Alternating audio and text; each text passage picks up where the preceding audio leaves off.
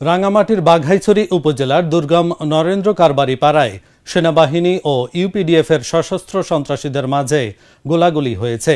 মঙ্গলবার বিকেলে সংবাদ সম্মেলনে Baghaihat zone commander lieutenant colonel Mohammad Masud Rana জানান, মঙ্গলবার ভোর 4টার দিকে সেনাবাহিনীর বাঘাইহাট জোন থেকে গোয়েন্দা তথ্যের ভিত্তিতে সাজেক ইউনিয়নের নরেন্দ্র কারবারি পাড়ায় অভিযান পরিচালনা করা হয়।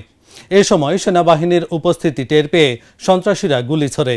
পরে আত্মরক্ষার্থে সেনাবাহিনী গুলি ছুড়লে সন্ত্রাসীরা পালিয়ে যায়। পরে ওই এলাকার তল্লাশি চালিয়ে একটি AK-47, 4টি দেশীয় অস্ত্র, 7 রাউন্ড তাজা বুলেট, 42 রাউন্ড খালি খোসা, 2 রাউন্ড তাজা কার্তুজ সহ সামরিক সরঞ্জাম, চাঁদার বই ও ইউপিডিএফের সাংগঠনিক পতাকা সহ সামরিক সরঞ্জাম উদ্ধার করা হয়। আজ ভোর 4:30 ঘটিকায় বাঘাইহাট জোনের সেনা টহল দল উক্ত নির্দিষ্ট এলাকায় পৌঁছে অবরোধ ও তল্লাশি অভিযান শুরু করে।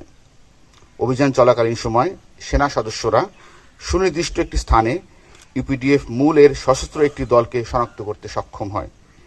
সেনাবাহিনীর উপস্থিতি বুঝতে পেরে ইউপিডিএফ মূল এর সদস্যরা পালানোর চেষ্টা করলে উভয় পক্ষের মধ্যে ব্যাপক গুলি বিনিময় ঘটনা ঘটে।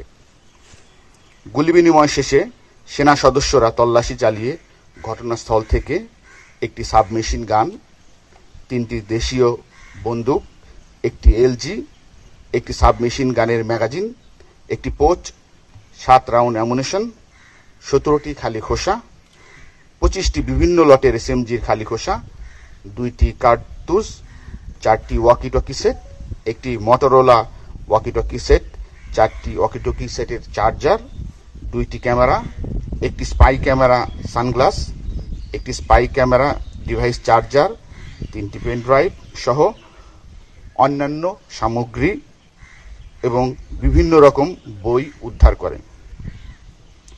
আমরা সুস্পষ্টভাবে বলতে চাই যে আমাদের অভিযান শুধুমাত্র পার্বত্য চট্টগ্রামের সশস্ত্র দলের বিরুদ্ধে।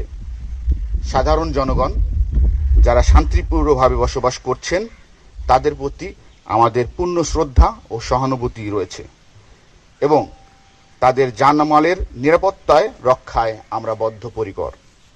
পার্বত্য চট্টগ্রামের সকল জাতিগোষ্ঠীর নিরাপত্তা নিশ্চিত করার লক্ষ্যে আমরা দিনরাত নিরলসভাবে কাজ করে যাচ্ছি এবং ভবিষ্যতেই এই ধারা অব্যাহত থাকবে।